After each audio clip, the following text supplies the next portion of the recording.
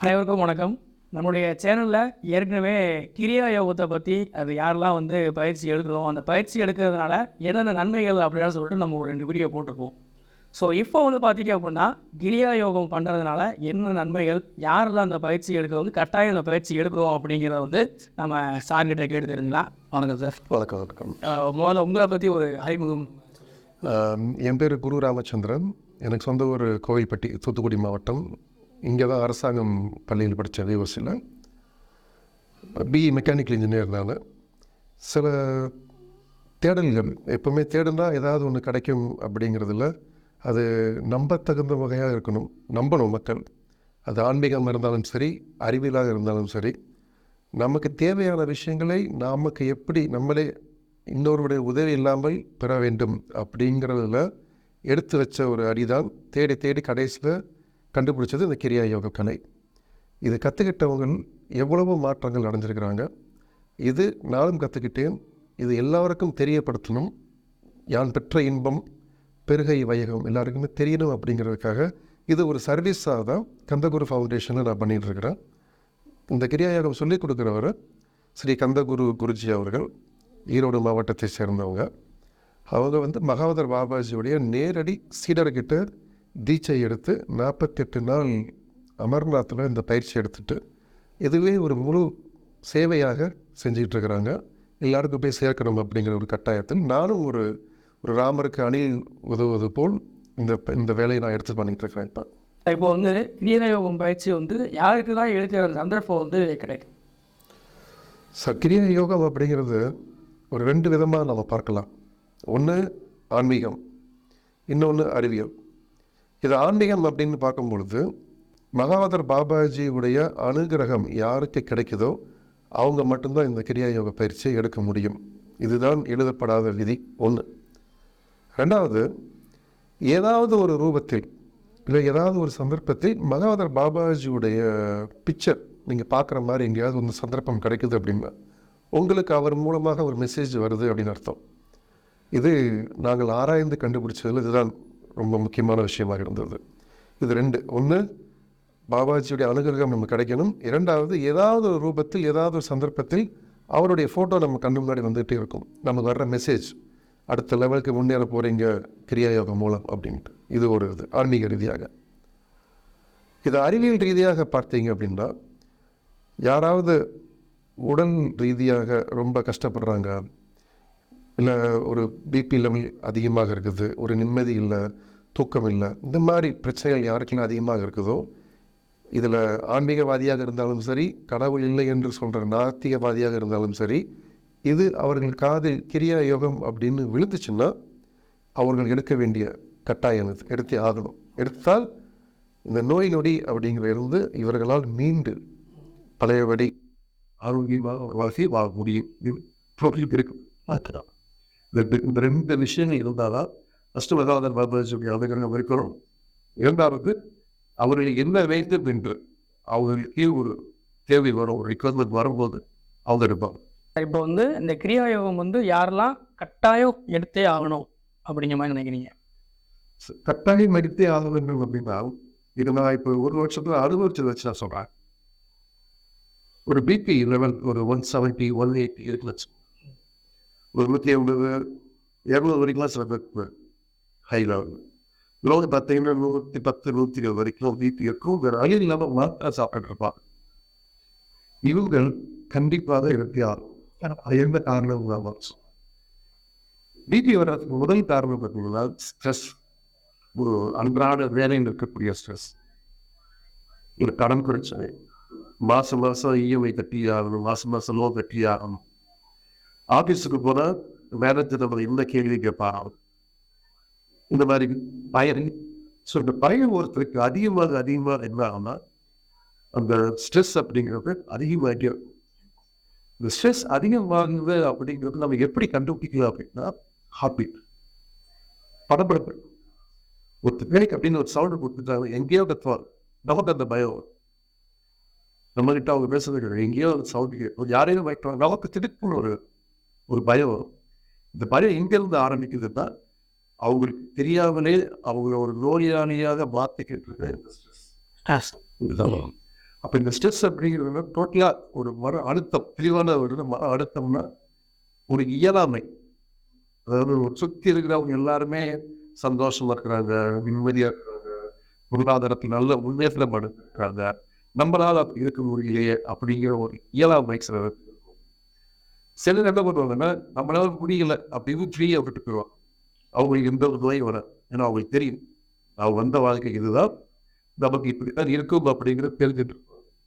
சிலர் என்ன பண்ணுவாங்க, இவங்க இப்படி இருக்காங்களே, நம்மளால இப்படி இருக்க முடியலையே அப்படிங்கிறோம். இப்போ இந்த மன அழுத்தம் அவங்களுக்கு அதிகமாக என்ன ஆகும்னா ரத்த குறிப்பு அதிகமாகிட்டு. இது யார் எடுத்து பார்த்தாலும் சரி, பிபி இருக்கு அப்படின்னா கண்டிப்பாக அவங்களுக்கு இந்த மன அழுத்தம் ஸ்ட்ரெஸ்ங்கிறது கண்டிப்பாக இருக்கும். ஸ்ட்ரெஸ் தான் இந்த பிபிக்கு முதல் அறிகுறி. இந்த ஸ்ட்ரெஸ் 20 வயசுலேருந்து 60 வயசு வரைக்கும் இந்த பள்ளிக்கூடம் படிக்கிற மாணவர்களுக்கே ஒரு பயத்தோட போவாங்க பார்த்தீங்களா, நீங்கள் அவங்களுடைய பிபி செக்கால தான். ஏன்னா அவங்களுக்கு தெரியாமலே இந்த ஸ்ட்ரெஸ்ஸில் அவங்க போயிட்டே இருக்கும். ஏன்னா பயம் வந்துச்சு.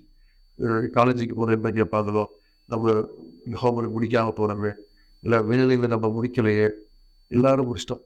இந்த மாதிரி ஒரு பயம் இருக்க என்ன இந்த பணப்படத்தை அதிகமாகவே போகும். இந்த பணப்படத்தை அதிகமாக ஒரு லிமிட்டுக்கு மேலே பிபி இலையிடும். பிபி இன்றைக்கு டேட்டில் பெரிய ஆயிடுச்சுன்னா ஹாஸ்பிட்டலுக்கு போனீங்கன்னா ஒரு 8000 பில்லு போடுவாங்க.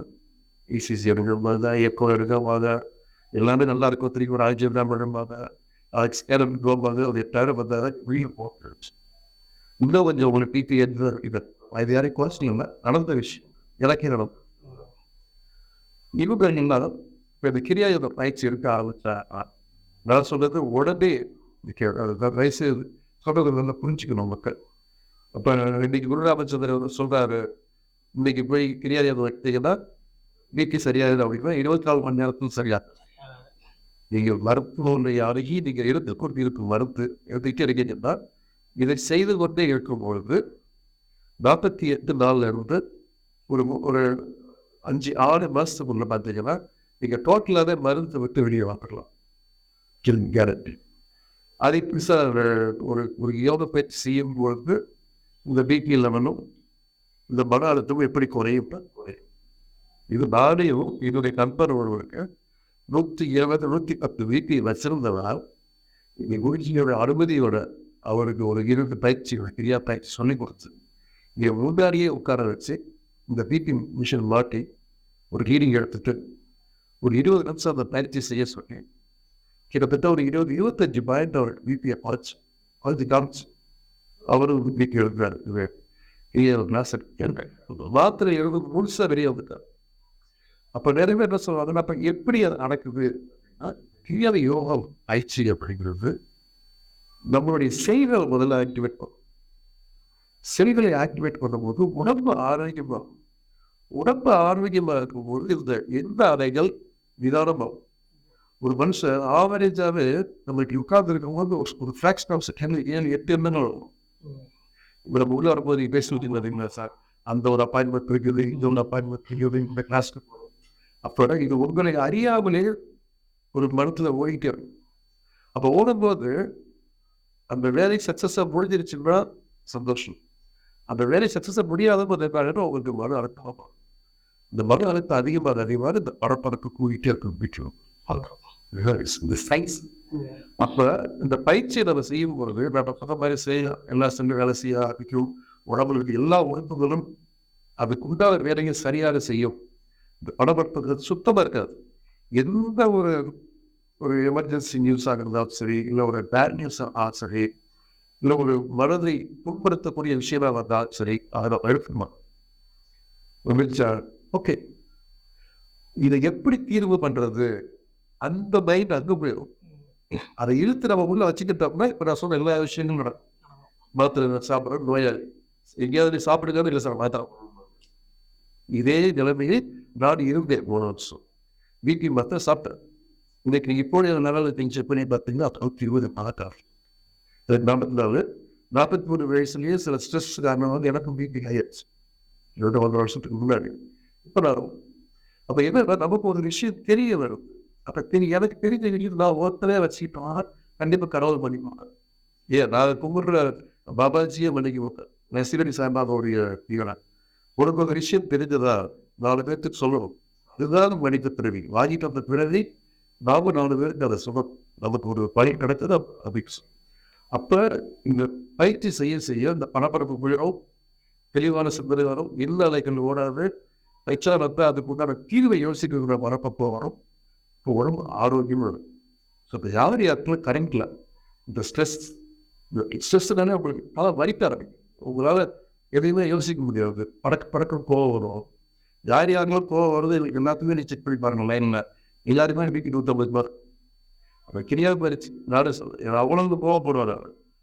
இப்போ எந்தக்கு கிரியா பயிற்சிகளை வந்தால் அவர் என்ன நடந்தாலும் சரி அப்போ சிரிச்ச முகத்தோட அதை எதுக்கு எடுத்துக்கணும்? நம்மளுடைய ஆரோக்கியத்துக்கு கோபத்துக்கும் எதிரி. அதை பற்றி வேண்டாம். அப்போ இப்படி சொல்ல கேட்போம் சார், கோபப்படாதீங்க சார், சிந்தனை தெளிவாக எடுங்க, பலவட்டம் எத்தனை நேரம் சொல்ல முடியும்? அது சொன்ன நேரத்துக்கு நம்ம கேட்கலாம். ஆனால் அதை நம்ம நடைமுறைப்படுத்தணும்னா இந்த பயிற்சி செய்தே ஆரம்பிக்கும். செஞ்சுக்கிட்டே இருந்தாருன்னா ஒரு ஒரு ஒரு 1.5 மாசத்துல இருந்து ஒரு 3 மாசத்துக்குள்ள மாற்றங்கள் தெரியும். முதல் அந்த ஹெல்த்தியான விஷயம் 21 நாள் செஞ்சு ஆனால் தினமும் செய்யணும். அதுதான் மக்கள் கண்டினியூஸாக டெய்லி செய்யும். இது ஒரு கடமை.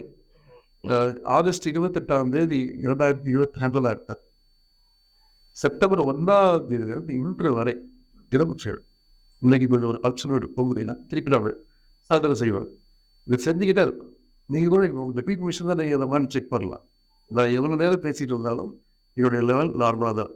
ஏன்னா என் வார்த்தை வந்து இந்த பேசுவது தெரியும்.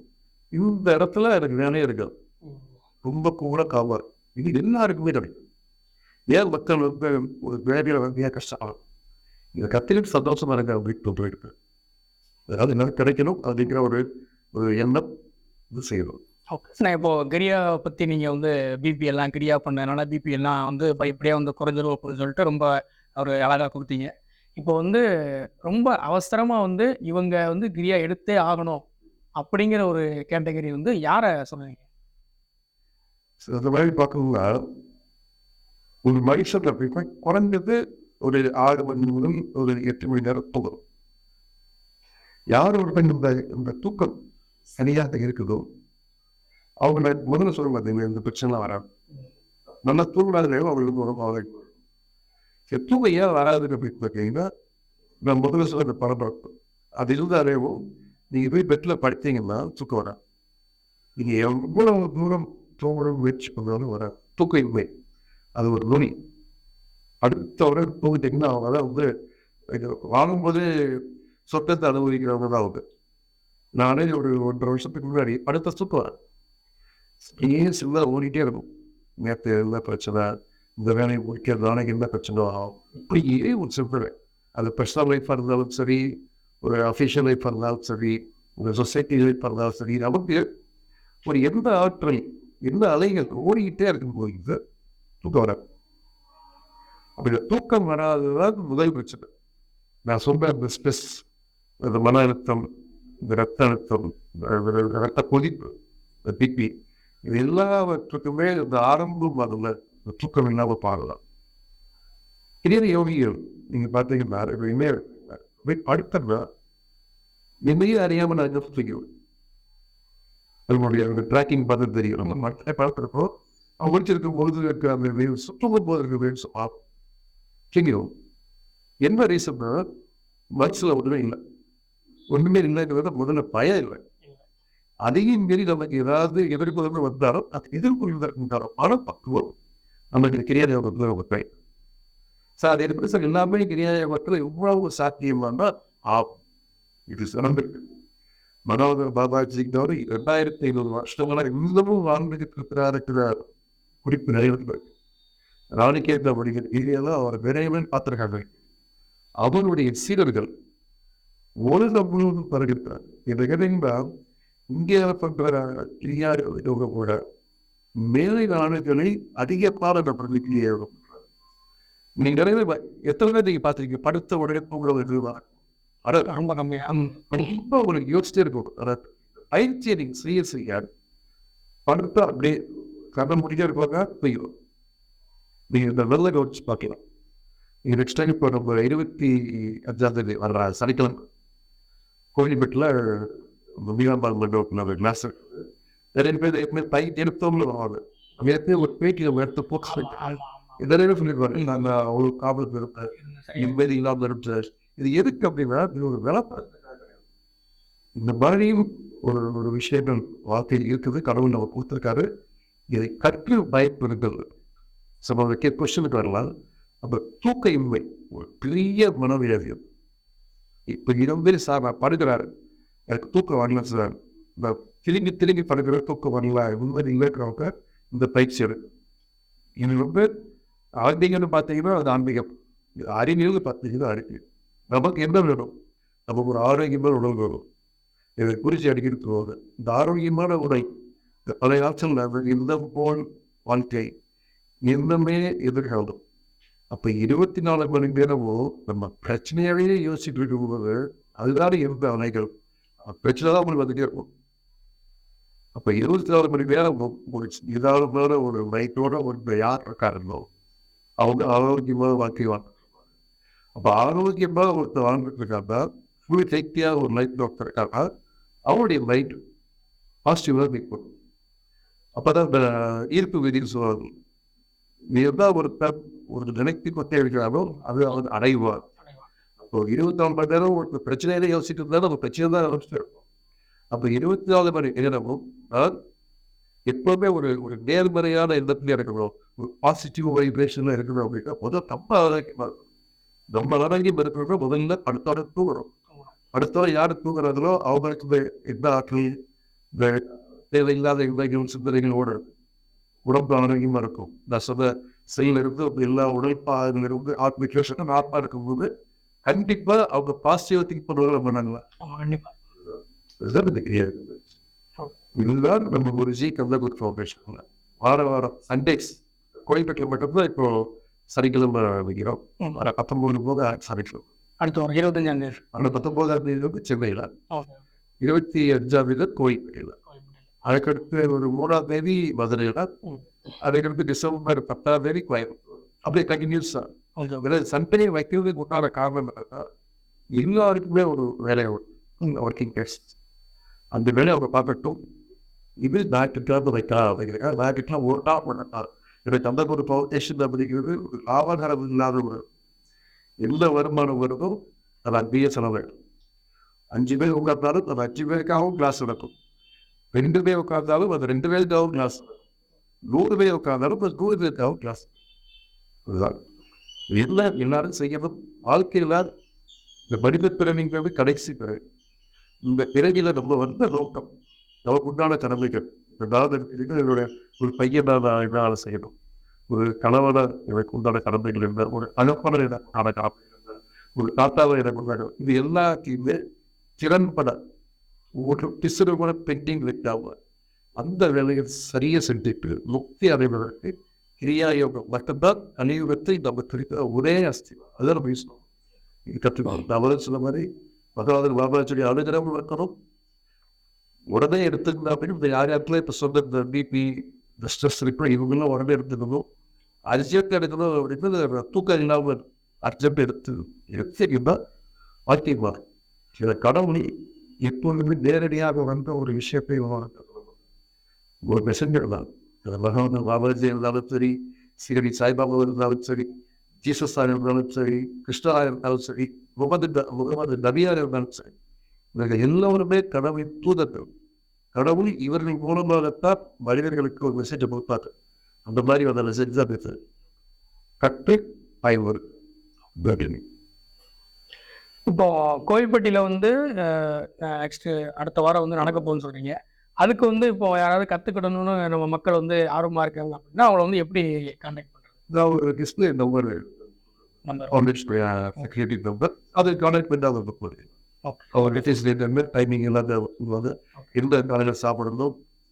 பயிற்சியில் உங்களுக்கு ஃபஸ்ட்டு இது குறித்து எப்படி இந்த பயிற்சியை பண்ணி அதை நம்ம கற்றுக்கணும். கிரியா யோகத்துடைய ஹிஸ்டரி டீட்டெயிலாக குறித்து பேசுவாங்க. அதுக்கப்புறம் இந்த பயிற்சி எப்படி பண்ணணும், அதோடைய சீக்வென்ஸ் அந்த கட்டுப்பாடுகள். அதாவது இது வெஜிடேரியன் சாப்பிட்றவங்க தான் தெரியாது, இதுக்கு அந்த உணவு கட்டுப்பாடு கிடையாது, இந்த தீட்டிகள் கிடையாது, இத்தனை மணிகளை செய்யணும் கிடையாது. இன்னும் கிரியா யோக பயிற்சி செய்கிறவங்களுக்கு இந்த நவகிரகங்களுடைய பாதிப்பு இல்லை அப்படிங்கிறதுக்கும் ப்ரூஃப் இருக்கு. இது எதுவுமே நேரம் பார்க்க வேண்டாம். நீங்க எது செய்யறாலும் அது நேரம் நல்லா அமைக்கும். அது உண்மை. இது நீங்க அந்த டிஸ்பிளே நம்பர் கொடுக்குறோம். நீங்க அவங்க கான்டாக்ட் பண்ணீங்கன்னா அந்த ஷெட்யூல் அந்த ஃபார்மாலிட்டிஸ் பண்ணிட்டு வந்துடலாம். ஸோ அடுத்த வாரம் 25ஆம் தேதி சனிக்கிழமை வந்து பார்த்தீங்க அப்படின்னா நம்ம வீரா மண்டபத்தில் சிம்மன் கோயிலுக்கு பின்னாடி இருக்க அந்த மண்டபத்தில் வச்சு வந்து கிரியா யோகா பயிற்சி வந்து கொடுக்குறாங்க. ஸோ கீழே வந்து நம்ம வீடியோ கீழே வந்து அந்த ஃபோன் நம்பர் கான்டாக்ட் நம்பரும் கொடுக்குறேன். நீங்கள் அதுக்கு கால் பண்ணி நீங்கள் வந்து புக் பண்ணிக்கலாம். ஸோ ரொம்ப அருமையாக சொன்ன நம்ம குரு ராமச்சந்திரன் சாருக்கு வந்து நம்ம சேனல் சார்பாக ஒரு நன்றியை தெரிவிச்சுக்கலாம். நன்றி சார். சரி.